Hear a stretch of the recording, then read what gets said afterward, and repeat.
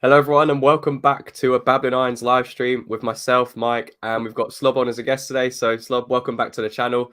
And yeah, an interesting one today. Rumors kind of coming out that trouble in paradise is probably the easiest way to put it. Tim Steiden coming in almost a month ago now.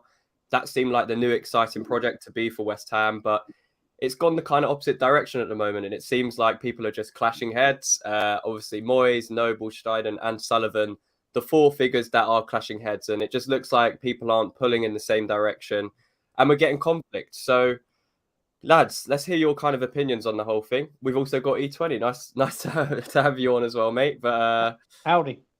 Yeah, I can't remember what I was saying now. Yeah, just about the mess. You didn't miss anything, don't worry. But yeah, just the four-way mess at the moment in kind of the hierarchy. So, Mike, I'll start with you. What did you make of these reports coming out that, Moyes perhaps has his way of doing things, Sullivan has his way of doing things, and then Noble and Steiden kind of have their way of doing things? Yeah, so let's preface this all with this is conjecture, rumor, and so on. There is elements of truth, as we all know, with this, but yeah, you've got four people. As we know, with any four people, you're never going to get everyone to agree on the same thing. But the problem is you've got, people all going with their own invested interest. Now, Steiden and Noble are going to have more of a longer term view. They're probably going to want to work closely together because of their director roles. And also Steiden needs to know who's coming through. So then he needs to know whether he needs to go and buy a position because it may not be in the youth academy. And also Noble needs to say, well, if you can bring this guy in, this may give me time to get this other guy up to speed from the youth team. So they're going to have probably the most, symbiotic relationship between all of them. Moyes, we know what Moyes is like. He likes a certain type of player and is a certain type. And we've said it constantly throughout this whole time. There's always going to be this point and this always nagging feeling that maybe Moyes is going to operate a little bit on the point of it's a bit of looking after himself because he needs to guarantee he's here for the year. If he guarantees he's here for the year, then he goes on to another job and it makes his time easier in that kind of job market. And it's that it's going to be potentially self-serving interests are going to come into play with looking at players that are, well, these are the players that I want. These are the players that will suit me. However, they don't necessarily suit the team long term. And Sullivan, in all honesty, I don't think he really cares who we bring in. I just think all Sullivan cares about is who comes in on budget. That is Sullivan's modus operandi. That is it. He doesn't want to spend any more money. Simply wants it to come in on budget, not really bothered who it is, but he will have a say if he thinks it's going into the realms of stupid valuation. So, for instance, Paulinho, as the rumors are saying. So, I think the problem is going to be Noble and Stein want to go in one direction. Moyes wants to stick with what he knows because, again, it's this idea that it's easier to manage, to coach, or less coaching, arguably, because they're already settled within the league. And I think that's the problem. You have two opposing thoughts, and this whole mess has been brought about because we have a weak, arguably impotent board in this respect who never turned around at the end of the season and said, here are the ground rules, this is how it's going to be. And quite frankly, Moyes, you've done a great job, but you spent 150 million last year, nearly got us relegated. I can't trust you with a budget. I need you to be supervised. And in actual fact, you have input now. You don't have final say. Noble and Stein are our future for running this club. They need to have final say. And that clearly hasn't been communicated. And that's why we're in, as you say, trouble in paradise already. And we're in about a month in. Slob, what about you? How do we kind of get that balance between the four parties? Because Steiden was brought in, like I said, almost a month ago now. Moyes has spoken in the past about kind of adapting the Red Bull model. And now what he's doing this summer is kind of anti that. So is it the fact that Moyes only has 1 year left on his contract? We've got European football again, and he's maybe thinking, well, you know what? I've just won the Conference League. Let me do what I want to do, and I'll try and get you the success that I got you last season. Obviously not in the Premier League, but is that just a recipe for disaster if we go down the route of giving Moyes everything what he wants and then Steiden almost playing second fiddle to what Moyes is trying to bring in? So I sit sort of in the middle here, controversially on both sides. Moyes has, a card, that he can play. I won the first title in ages for the club. And we got to the semi-final the year before that. We were, 6th and 7th finish in the league under Moyes. So he does have a card to play in this, but he's also in the last year of his contract. Now, for me, I thought, early in the summer would have been great for, both parties to, say, thank you, David, for your time at the club. The Celtic job is open. I thought that was a great fit for him. He's talked about Celtic openly, just, gushing love for them. So I think that would have been a great sort of fit for him to, say thank you to the club after the parade, move on to Celtic, take that job that was open there. But, he's our manager. So I am going to back the manager. However, the manager does need to get on board with sort of what he said before, which was the Red Bull model, which is what Timmy's going to try to do. Now, we can do sort of that hybrid aspect of it. I'm all for bringing in sort of, some players with Premier League experience, but I'm not looking to bring in 28-year-olds, 30-year-olds that, aren't going to add any sort of value after this year, unless it's for a loan, 1-year loan with no obligation, etc. I'm all right with that. But we need to build for the future. And I think that, again, being caught in the middle here is sort of what we're talking about as the overall sort of objective of this conversation. Yeah, no, I'm kind of two ways as well, but I just think it's a dangerous game to play if we then give Moyes kind of back in Moyes on what he's previously done last season and given him the license to spend the money how he wants, because we had a £50 million bid rejected for Palhinha. Like, that is crazy money. And if it would have been Moyes' way, it would have gone up to 60 million to try and get that deal done. So we have to be very careful. And I mean, Mike Smith kind of says it all there, but E20, talk to me about the whole situation. Where do you kind of sit on things with the Moyes Steiden kind of dilemma at the moment? Stubborn man. Moyes is a stubborn man, and stubborn people never change. And the problem is, you can back Moyes for a long, long time, and he has delivered us our first trophy, but he won't be here in 5 years. Steiden will be. Do you know what I mean? And that is the difference. At the end of the day, I like David Moyes to a point, yeah, but he don't help himself. That's the problem.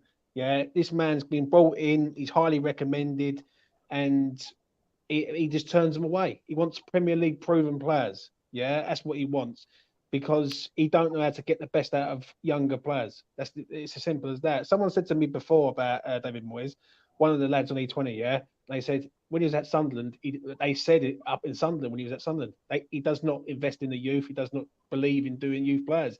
He wants players who know their jobs and he can just let them get on with it, sort of thing. Yeah. I think he should have obviously left in the summer, but he had the right to stay here. Do you know what I'm saying? So we've got to back him. But how long would you back him before you have to turn around and look at him and say, well done, Dave, you work for West Ham. This geezer works for West Ham. He's for the future. You either go with his philosophy or you go out the door, basically. I don't get why Steiden was appointed in the first place. If it was gonna be this situation, I assume Moyes would have been on board with bringing in Tim Steiden in the first place. So for there to now be conflict, it's strange. Mike, how do you kind of see things moving forward? Because there's been a few links to players recently coming out. Obviously, the Borges deal we want to try and get done, and it looks like the likes of Conor Gallagher being mentioned as a potential name. Is that kind of a middle, kind of happy medium for you, a player like Gallagher, where it kind of fits the model we want to try and bring in, and also keeps Moyes happy because he's got a prem-proven English talent that he can then bring into that midfield, and he doesn't have the worry of whether they'll settle in or not because he's proven it already? So I think there will be and will have to be a compromise. We can't continue in the vein that it's currently going as what is being reported or put out there, that Steiden and Noble have a list that they've agreed to, that they feel is one that's going to take the club forward. And Moyes is then going, I don't like these, or I'm not sure on these because they don't have the relevant experience or meet the particular criteria that I have, that I need in a player. And what he feels he needs in a player this year is as E20 said, players that can just come in and do their job. They don't need to be handheld. They don't need to be brought into the fold. They're just players that you can drop into a system and just allow them to go out and play. Do you think Moyes looks past his 1-year contract left now? Do you think he just takes next year as it comes, or do you think he's building this project that he's said before? He's getting players in. He's getting players in to save his job. Yeah, that's what he's doing. Let's be real. If he had a 3-year contract, would Moyes be going for tried and tested players? I don't think he would be. Like, he's going for people that he thinks, right, if I'm going to earn a contract, I need reliable people. I can't bring in someone and sort of develop them over a year. Do you know what I'm saying? Yeah. And that's the problem. That's the problem with Moyes. And listen, I've always said this. I've had many arguments on YouTube channels with other YouTube people. Yeah. And my argument is this: it's not Moyes that is the problem. It's David Sullivan. David Sullivan is the man who holds Moyes here. Yeah. If David Sullivan had the ambition, as much as all us fans do, Moyes wouldn't be here. We'd have had a new manager in. We would have said, you know what, Dave, you've done your time with West Ham. You've got us to a level. You've took us to as far as we believe you can take us. It's time to say goodbye. Yeah, but they won't do that because he's cheap and he's a cheap option. And like until Sullivan goes, and whether you like Sullivan or not is up to everyone. But until he goes, nothing will ever change at West Ham, especially in regards to signings.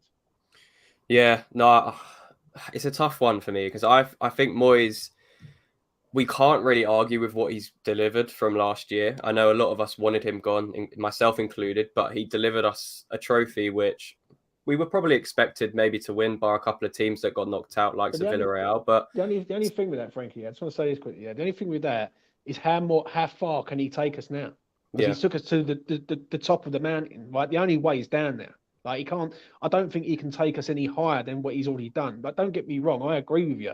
Well, I don't like it, but I accept it. But he's climbed Mount Everest.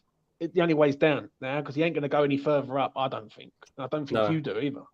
No, I agree. I think it would have been perfect to kind of part ways this summer, having won that. But I understand how difficult that probably is to let a manager go if we then turn into the next season and started poor. But yeah, I just think the relationship at the moment behind the scenes for all of the stuff going on is just not good. And I mean, as Luke is saying here, that the kind of profiles we're being scouted with as the Rice replacements, which we've mentioned so many times, are just so completely different each time. You get so many different players.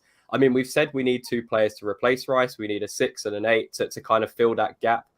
But it's still just a complete, absolute difference. I mean, whenever we do a video on a link, it just seems like we're going for a completely different strategy every time. So, Slob, is that a little bit of a concern there that although, you know, people might have their own ways of pulling Noble, Steiden this way, Sullivan this way, Moyes this way, they're all just pulling different pieces together? It's not even like the same target but different players. It's different profiles.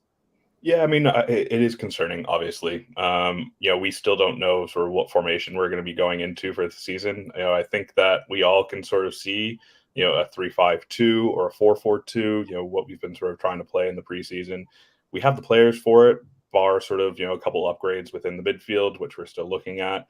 But I think that's sort of where we'll help dictate, where we're looking in the market. Because if we're not going to play 3 up top, or we're not going to play, 4-5-1 with sort of that Bowen and sort of a Benrahma like, or what we're looking at Barnes on that side.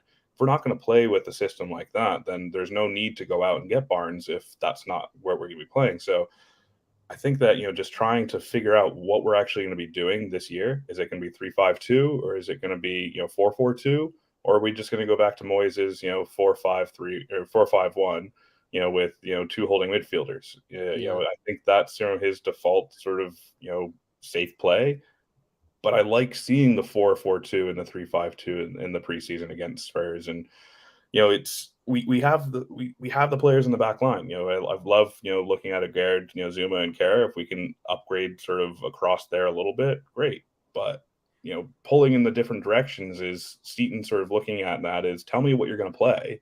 So then I can give you sort of, the players to look at and, the holes that we have. Do you think going into the season, we're less than 3 weeks now, that I know you mentioned there about you like seeing the 4-4-2, the 3-5-2 in pre-season. Does that concern you at all that Moyes is trying to change and do all these different things going into a season? He's actually not sure himself what he's going to be doing, what his plan is, what his tactics are, how he wants to set up in the Premier League. Like, is it just a case of using pre-season to experiment, or do you actually think he doesn't know what he wants to do? Yeah, I mean, so for me, it's, you've lost Rice. You've lost your golden goose in the midfield. You've lost one player that did 2 jobs, essentially. Again, you've mentioned it. We've talking about taking a 6 and an 8 to sort of replace him. So I think that you don't have that player anymore to play in that position. You do have to sort of look at what you have or what you can get and sort of mold it around that. So if it's a 3 in the back or a 5 in the back, that's a way to sort of replace that, bit of Rice's defensive abilities there. Now, also, if you put 5 in the midfield with sort of 3 and then 2 wing backs, then you get some of that, congestion in the midfield that will, cause them to go wide.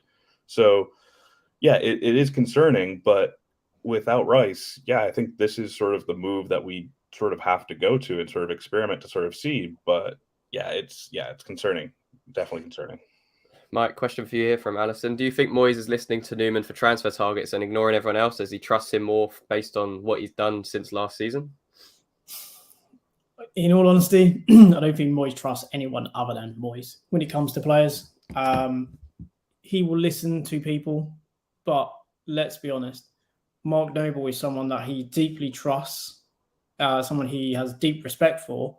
However, when Mark Noble was pushing for the likes of Moffey in January, that wasn't taken seriously. When Mark Noble was pushed for Fofana this summer, that hasn't been taken seriously.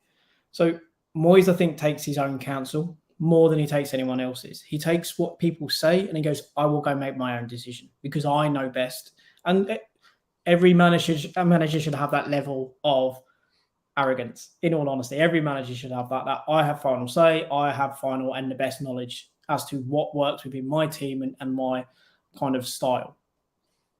But I do feel that he takes what is being suggested to him at times with a grain of, with a punch of salt, because he will look around the league and will look at players that, again, as James has said, that know their function, they know their role, and ones that he can just easily slot into his team that does not require a level of development or time he has to spend dedicated to that one player in which to integrate them in. What about this is a question for all of you guys, looking at it from Tim Steiden's point of view. I mean, he's come into this role, probably expected things to be a little bit different, probably expected everyone to be on board with what he was going to propose. It looks like him and Noble have formed a pretty good relationship early on, which I guess is a positive. But what's he sitting there and thinking right now? Because he's been here almost 30 days in the job. I mean, he's profiled some really good players, some players we've also scouted. I mean, Mike scouted for the summer transfer recruitment list that we did. And it seems like it's kind of been ignored, to put it kind of bluntly. And I just think from his point of view, are we playing a dangerous game there? I mean, he's only been here a month and, we could be potentially pushing him out the door already. I don't think he's pushed out the door, if I'm honest. It would be a huge level of embarrassment for the board for Tim Steiden to leave. And I think as much as it would pain them because they will get bad representation in the media, and we know how they love to be portrayed as good owners, that Moyes will be pushed before Steiden is. There will be a come to Jesus conversation between all of them before it gets to that point. And most likely the person who does have a card in that, well, I won you this cup, they also have a higher card of going, yeah, but you also spent £150 million, which nearly saw us get relegated, and you won a cup. Ultimately, if we're really brutally honest, we played one Premier League level team and we beat League One and Championship teams throughout. So that cup win, as fantastic as it is and for what it's done for us in Europa League, if we put it into real context, in fact, the only time you excel throughout the season when you played against an inferior opposition. So whilst he may have a trump card, they can also go down to, if they go to a very brutal level, can really offset that. And again, as I say, I think there's always going to be room for a compromise. And this isn't me just going at Moyes. This is just the fact that within this whole conversation, there is going to be a point of, when you look at who has the firmer footing, Moyes is the one who is on this shakier ground, because it's an incredible embarrassment if Steiden or even Mark Noble walks, because they feel they can't work with someone who has a year left on his contract. I mean, it just looks like this is kind of another point. Like, we've got no captain yet. We haven't replaced Rice when we knew it was coming, and we've got a big chunk of money. Dysfunctional transfer strategy, staff leaving. We haven't even mentioned about the backroom staff.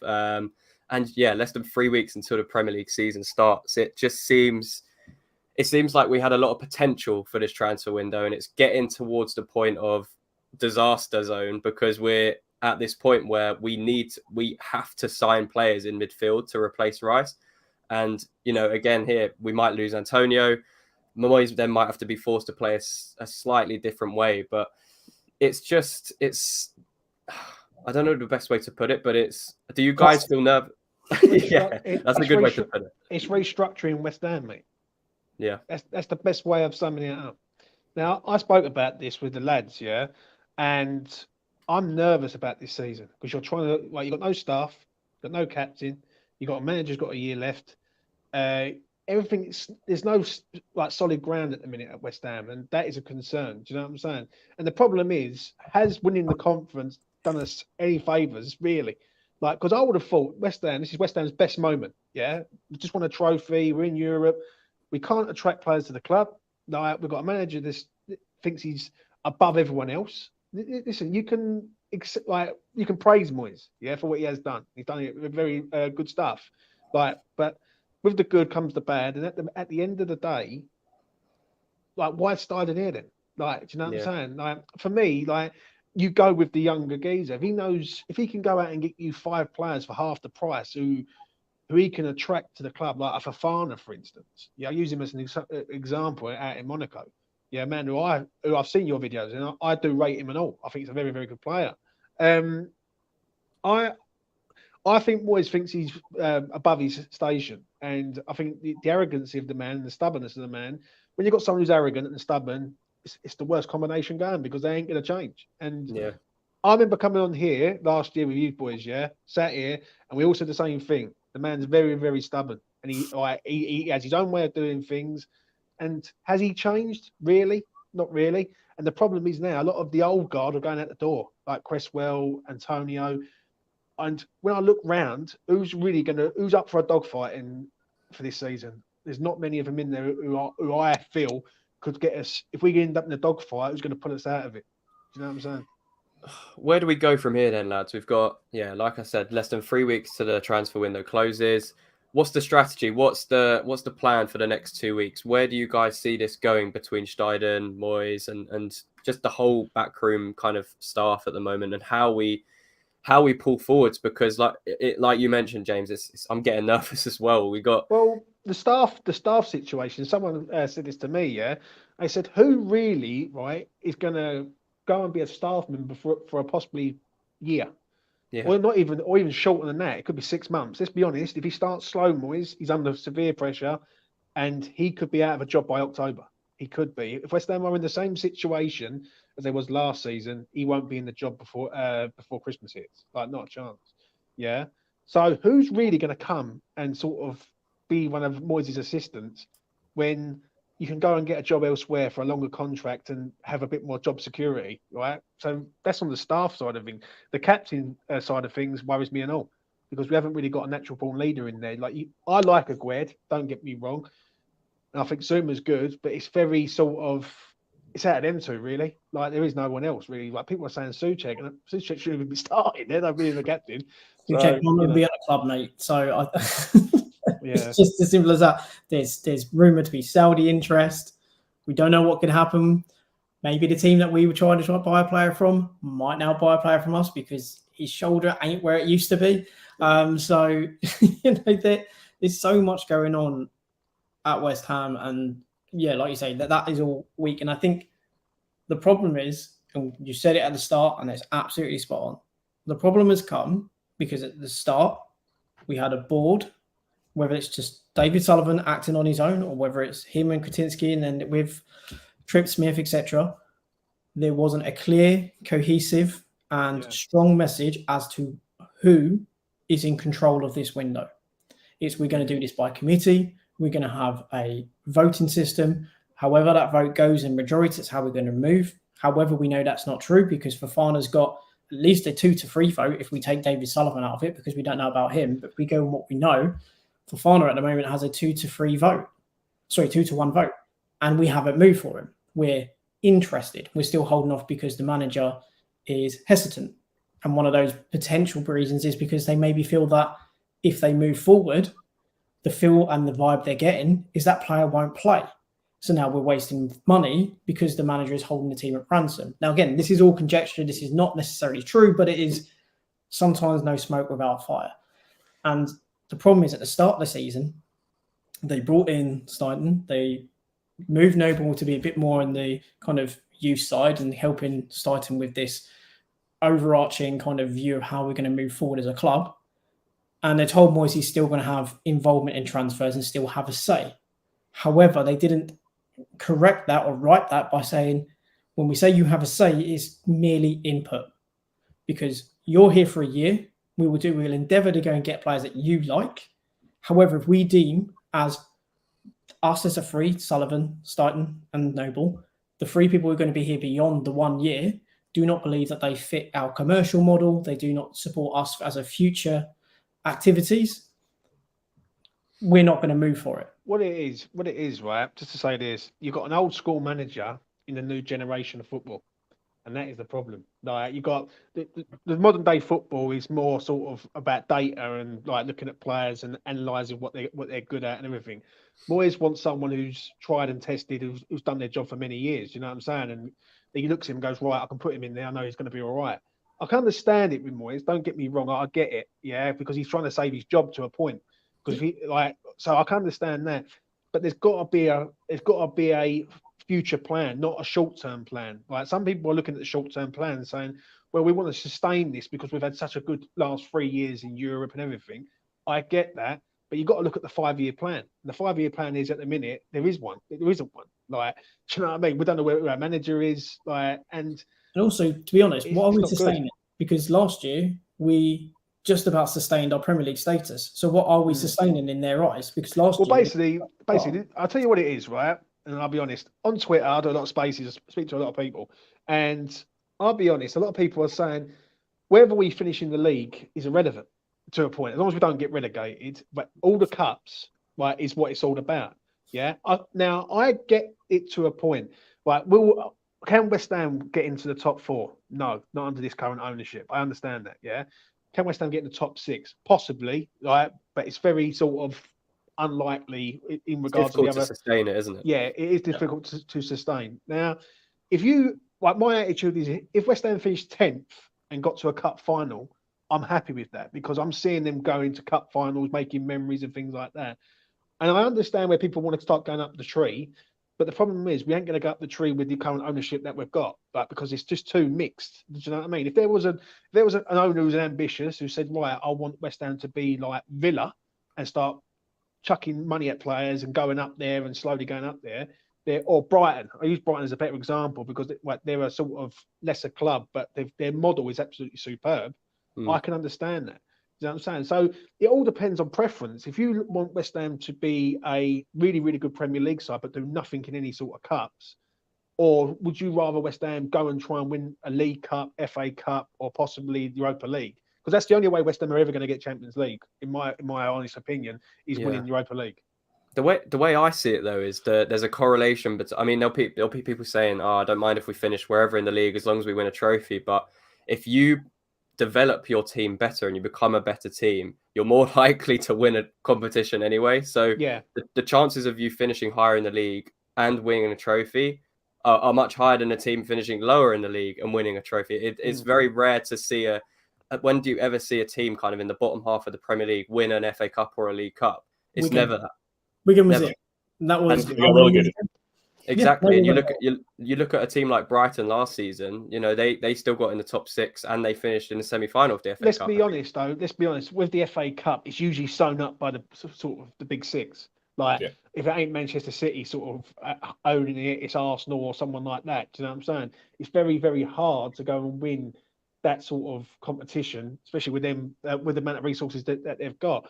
Obviously, last season, the Conference League, I believe we could win it from the get-go. I looked at our team, I thought, yeah, we can do this if we have a nice little draw. Don't get me wrong, we had a lot of luck with the draws and everything. We avoided some of the sort of better teams than the ones we actually got, all the way up to Fiorentina. And Fiorentina was the best team that we have faced, in my opinion. Right?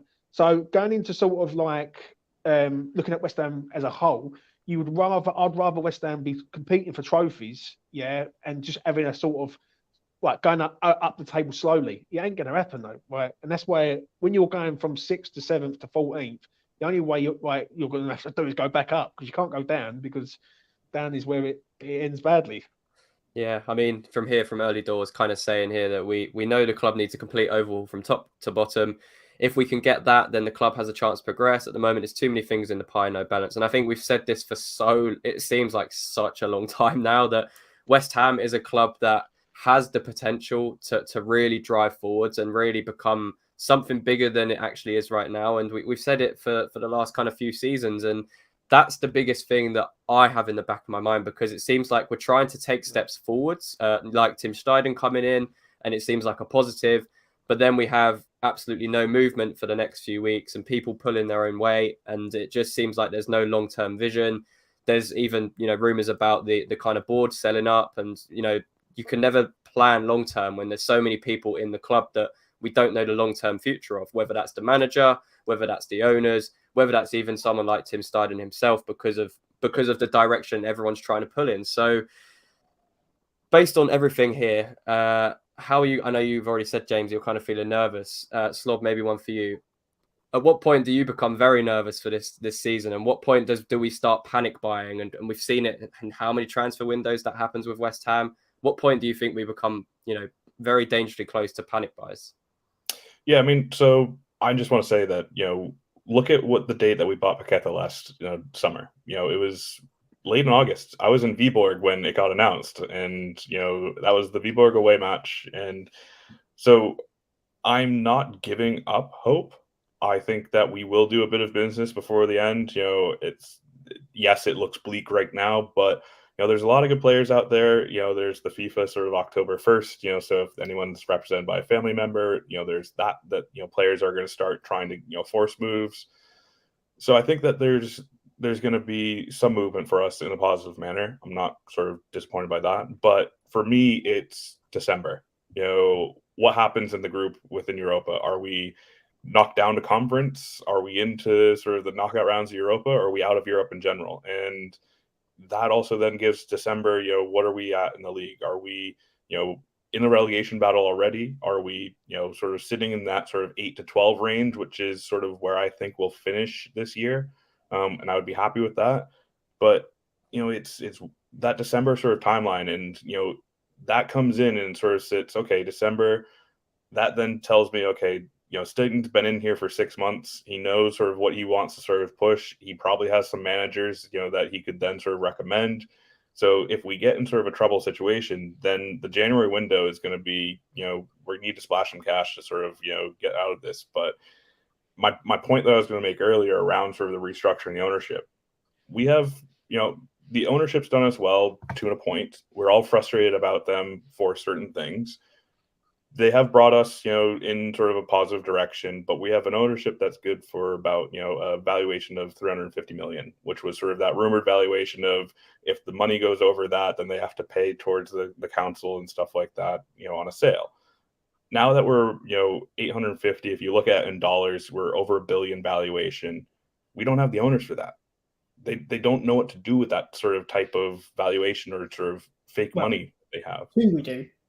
We have Trip Smith, who deals with sovereign funds in the Middle East and huge acquisitions in the US. We also have obviously Kretinsky, who's also worth nearly 10 billion USD as well, and deals with a lot of Middle East. So we do have it. The problem is they're in the minority in terms of the control, and that's the problem. They have a minority control, therefore a minority say in a group that is essentially controlled by David Sullivan and the Gold Trust, who are going to side more with Sullivan because that's what their dad would have wanted, kind of thing. And that therein lies the problem. We have two incredibly competent, very shrewd business people who are actually, if we're being honest, are putting David Sullivan in a chokehold and are trying to squeeze and make life very difficult for him, such as not giving additional funds in which to finance and manage West Ham. Slob says David Sullivan is wealthy and he has money. However, it's not actual proper money. It's in assets. It's all tied up. It's not kind of liquid money. So he doesn't have the funds to which to drive West Ham forward. Hence why he always goes with his hand out and looking for other people to pay for West Ham. I understand that, but this is the thing I have with Sullivan, where I despise him very much. I'll be honest. Yeah, is that at the end of the day, if you can't do it anymore, hand it over to someone who can. It's as simple as that. Like he's staying with West Ham for what? What's his purpose for staying here? Do you know what I'm saying? Kadinsky, and I see someone in your chat earlier on. What's Kadinsky doing? Kadinsky's hands are tied because he's not like the final say is with Sullivan. Do you know what I mean? If Kadinsky was in charge, then people should go at Kadinsky. But Kadinsky's literally like he has to do as he's told, basically, to a point. Do you know what I'm saying? Yeah. I feel with Sullivan, he's done his time. He should walk away. Really. He's looking at this from a financial point of view, and he always does. Yeah, he never looks at it as a West Ham fan, as what he puts it, because he's a Cardiff fan. Yeah. I mean, we all know it, but he is. Yeah, but the way I look at it is with him, if you can't do it no more, and we're the 7th richest club, I think, in the Premier League or something. I read something the other day, and it's just not good. It's just not good. I think that's the big problem, isn't it? Wherever you kind of look at the moment, it seems like the minority is kind of being overpowered by the majority, which is always the case. But it seems like Moyes in that case is the majority, and obviously Sullivan as well. So we have so many different people. Again, we've said it so many times already, but so many different people trying to piece together, and it's just never going to work because they're not pulling in the same way. And what confuses me is why didn't Tim Steiden and Moyes sit down and agree on a list of players from the start? Why is it that there's still the conflict? There should have been a compromise between both sets of players. Because I'll be honest, Frank, the reason for that is, right, maybe the boys will agree, is because he's stubborn. He's just a stubborn man, mate. He's not like if you're set in your ways, you're never going to change. Like if you like. Mike might have his own way of doing things. The gentleman to here might have his own way of doing things. Like we've all got our own ways of doing things. But if you're a stubborn man, you're like, I'm not going to listen to no one else. I'm going to do it my way, like as old Frank Sinatra would say. Right? That is what you do. Do you know what I'm saying? And it's the problem is with Moyes. There's no let up. Yeah, but then if you sort of look at it as a whole, he's looking at his job. He's looking at it on the one hand. Do I go with tried and tested people? Or do I take a risk with this Tim geezer, which could get me the sack? This is because you have to look at it from both sides of the coin at the end of the day. But does he see past the year though? Why is he so worried about his immediate future if he's only got 1 year left on his contract anyway? Because he's under pressure, mate. I will shut up in a minute, but he's massively under pressure now. Like, let's be honest. If he starts off bad this season, do you really believe he's going to last till Christmas? I don't think he will. Like he got away last year. He if he fails this year, he's not getting another top job. Exactly. That is it. Last season, because he won the cup, has been giving himself some grace in the eyes of other managers, other kind of chairmen. Should he follow that up with yet another poor start in the Premier League, I can trust him to get me out of a certain situation with a small team and a small budget of aging players and with Premier League experience. However, I can't trust him to take my club forward with an engaging, modern, flexible approach to squad building and with a dynamic way of playing. So he's all about, and I completely agree with him. I think every single one of us would do this. We've got 1 year left and I need to secure my next job because everyone watching me is going to make a judgment on how I perform this year. So if I can perform to a level that gets my next job, which means essentially seeing out this year in a respectable position, great, because then he's going to get a team, the next team will maybe looking to push on maybe a step and try and do something. If he fails with us now, I don't think he gets another top level Premier League job for a while and would have to result in trying to have to go back down again to rebuild.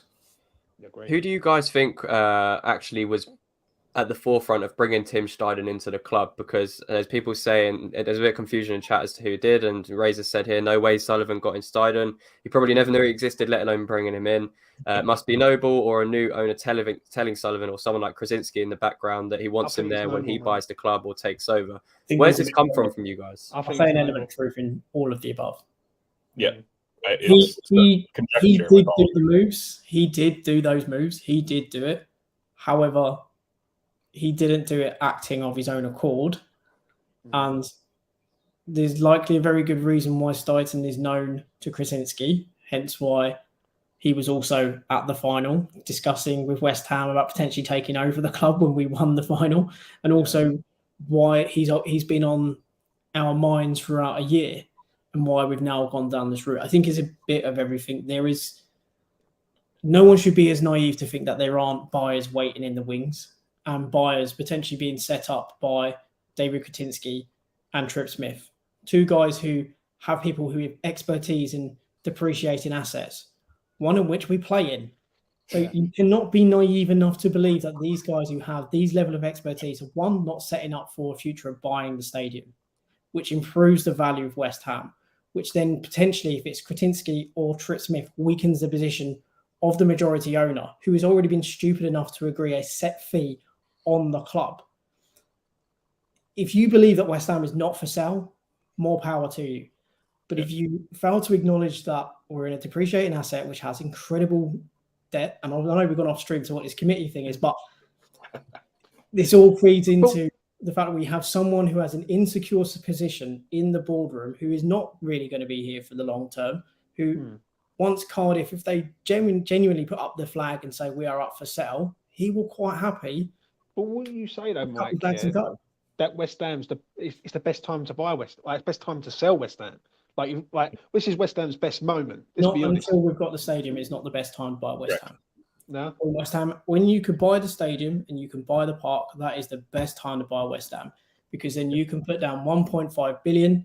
You then have real estate opportunities that you can build on. You can, for instance, sell a plot of land to the MSG Sphere, which was one of the proposals that got the green light by the LLDC. You could sell that land to them. They can develop. You can have a royalty or a partnership agreement with them where you are getting 365 days revenue. Till the stadium or park is done, it's not the best time to sell West Ham, because once you get to that, 1.5 to 2 billion is a very possible way to which buy the club, because you can then state you have 365 revenue. So if someone come in for the come in for West Ham, let's just say tomorrow, and they give him a sort of a decent price for buying West Ham, you're telling me he would refuse that? They can't do it right now. The thing is, if someone comes in tomorrow outside of West Ham, Steiden is going to try and force Sullivan to sell him his shares, because he has a fixed fee, and then he's going to then to turn the profit. That's how it happens. There's a fixed price on the club. Kretinsky Steven's going to want to buy Sullivan out and buy the rest of the shares before then the club is sold, because he's going to want to make an even bigger profit, and he can do that if he buys the club for, I think, 650. I think is the fee, might be less. Yeah, he can buy the club and then he can sell it for 1.5 potentially. But again, that's not happening until that stadium is sorted, because Sullivan can still burrow in at this point, but once someone owns a stadium like Kretinsky, they effectively can become Sullivan's landlord and start applying extra pressures in which to, look, just make it easy. Take this. Here's a royalty. Here's a premium on the share on our price. You go run off into the hills, Welsh hills, and go and buy Cardiff. Within 6 months, we'll go and sell to maybe a huge US investor or someone in the Middle East. Someone said to me about that, and they said what Sullivan might do is just reduce his shares and just let Kretinsky be the majority shareholder. So he's still got the club, but he's got a percentage in the club.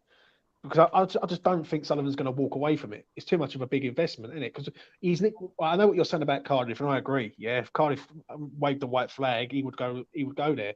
But what Cardiff generate and what West Ham would generate is night and day. West Ham will always outdo them. He said there's an actual interview as well where he said he wants to buy a London club for the commute, and then he will sell that London club to go and buy Cardiff, his boyhood club. He's on record of him actually saying that. And he's always said he'll do it. And the reason he would sell West Ham, again, the reason he didn't want to sell the PAI because there was no royalty and he knew that there was a real estate deal that they were managing to work. However, if someone was to offer him a royalty on the club based on continued revenues, based off the back of the sale of the stadium or off the back of the purchase of the stadium, he'll do it. He's a businessman. He will take a royalty if a royalty was made available to him, and that is likely how it will happen. Not saying it will, but they are a sequence of events that is more plausible than just someone rocking up and saying, I'm going to buy the club, and then they're going to go negotiate with the LTC. It will be bought beforehand, and then there will be essentially infighting as to force Sullivan to relieve his shares, and then it will be the Gold family will be targeted, where then Tripsmith and Kretinsky will be utilising their extra long tentacles in which to entice and to enthrall people from the Middle East and the US in which to can't try and buy West Ham. And again, them both of them make a huge profit on what would ultimately then be a pittance of an investment. Yeah, no, I think there's just so much up in the air, isn't there? There's so much debate around the long-term future, but what we were kind of discussing here is going to impact the short term of West Ham with this kind of transfer committee nightmare that we've labelled it as the kind of channel as the video name. So, Slob, where do we go from here? What direction do we take over this next kind of 2, 3, 4 weeks? Because you said you're not too worried right now. You're staying a little bit more relaxed than maybe some of us are. So just talk to me. Where would you kind of want to see us progress from here? Just to add a comment on the sort of who brought Steiden in, we will know from Sullivan on Talk Sport whether it's the season goes well, then he'll claim that he brought him in. If the season goes poorly, he'll blame someone. So we'll find out a Talk Sport interview of who brought Steiden in. And one other thing is, Moyes does have a card of if he goes with Steiden's sort of transfer strategy this window and he gets sacked after 10 games. Well, it wasn't me. It was Steiden who brought these players in. Yeah. I don't know why Moyes doesn't sort of, utilize that card, but, we'll see. But over the next sort of 2 to 3 weeks, I think that there will be some, sort of compromise. I think a player like Gallagher is a compromise. I think that, if another midfielder leaves our club, a tall player that plays, for Czech national team. If he leaves, I think that we look at, potentially McTominay on loan. But I think that, there are players that suffice sort of Moyes, but also then we'd look at, a statement signing such as Alvarez. Someone mentioned in here, Leipzig's not, paying, 50 million for, Alvarez or anything like that. Well, Dortmund backed out of the Alvarez deal because their club transfer record for buying a player is 35 million euro, and they didn't want to break that for Alvarez. So I think that if we go in for 35 million pounds over sort of Dortmund's valuation, etc., 40 million euros, I think we get him. And I think that, making sort of signings like that where a player could come in, I think Moyes, would feel comfortable with Alvarez. I think that, there's a couple other players, I think the Carlo Bosch, from Man City's youth academy, I think that he's a player where, Moyes is going to say, you're not going to start right away. And the player will go, great, yeah, because I haven't played in the Premier League yet. I haven't been on a first team. So he's going to, find his legs and find his way into the team. So I think that there are signings like that where Moyes knows that this player doesn't need, to start right away. Doesn't need minutes. But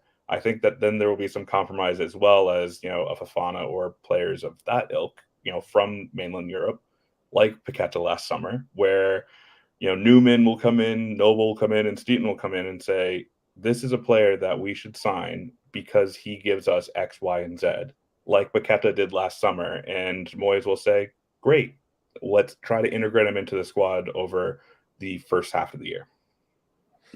Yeah, no, I agree. I think there's just, like you mentioned, the word compromise. I think that's just going to have to be it now for the rest of this summer transfer window, because we're at a point now where, like we said before, Steiden's been here for over a month now. And if they're still not on the same page and they're still not kind of going in the same direction, then I don't think they are ever going to. I think there's just going to have to be compromise for what they're doing. And whether that means like someone like Scott McTominay coming in on loan, whether that means signing someone like Conor Gallagher, I think that's fine, as well as we make that statement signing that you were mentioning, Slob, someone like an Alvarez, someone like a Fofana that's going to come in and is really going to just give the fans excitement. I think a lot of fans would be a little bit more forgiving of signing someone like Scott McTominay on loan if a better player like Fofana came in with him. So there has to be a compromise, but it has to work both ways. So James, your final thoughts on the whole situation right now and how you're feeling and what you want to see over the next few weeks at West Ham. Signings, gentlemen. Lots of them. Do you know what I'm saying? I'm nervous a little bit. I'll be honest. I am a little bit nervous because you got Moyes, you got Steiden.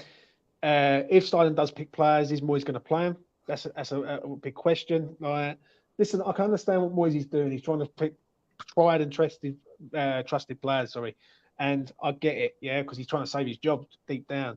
But I need to see something on West Ham. Like I watched West Ham the other day live over at Dagenham and Redbridge, and I know it was only like 7 of them are sort of first teamers, but they look poor. They look poor. They looked like they weren't at it at all, and they should have rolled Dagenham the other day. And they didn't, right?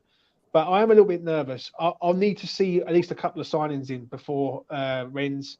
I need to see when Leverkusen comes up, which is like in 2 weeks' time. West Ham need to be sort of preparing and gearing up for the Premier League. Like I don't want to come to the 12th of August. They're Bournemouth away, and we've got no organisation because, like, yeah, again, we could start slow and then we're fighting uphill again. So I'm a little bit nervous, but I'll keep the faith as you always do. That's what you do when you're a West Ham fan. You've got to keep the faith, ain't you, gentlemen?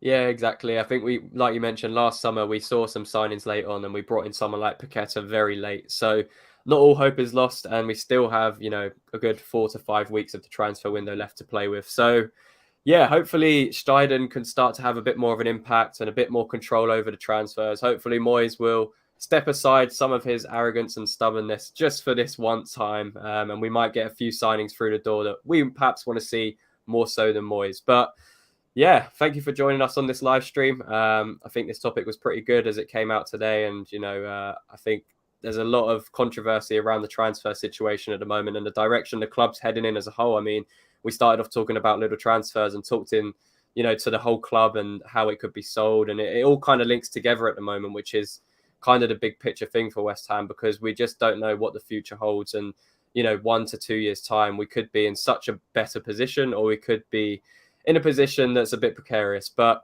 yeah, thank you all for joining. Everyone that kind of left comments on the stream, really appreciate it all. We hit 1,000 subs, so well done, boys. I knew you'd get there in the end. Do you know what I mean? Surely. Good. Now, good. Listen, I was going to say this quickly, before you wrap up. Well done. I know how hard it is. Trust me, it's graft, it's a grind, and you've got to keep plugging away. Do you know what I mean? Smash a like on the video for the boys, and listen, if anyone's out there watching right now, subscribe to this channel. Good channel, good people.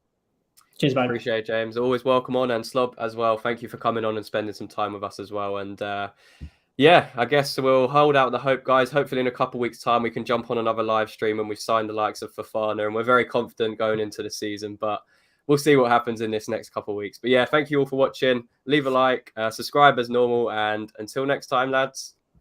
Come on, your eyes. Keep the faith, gentlemen.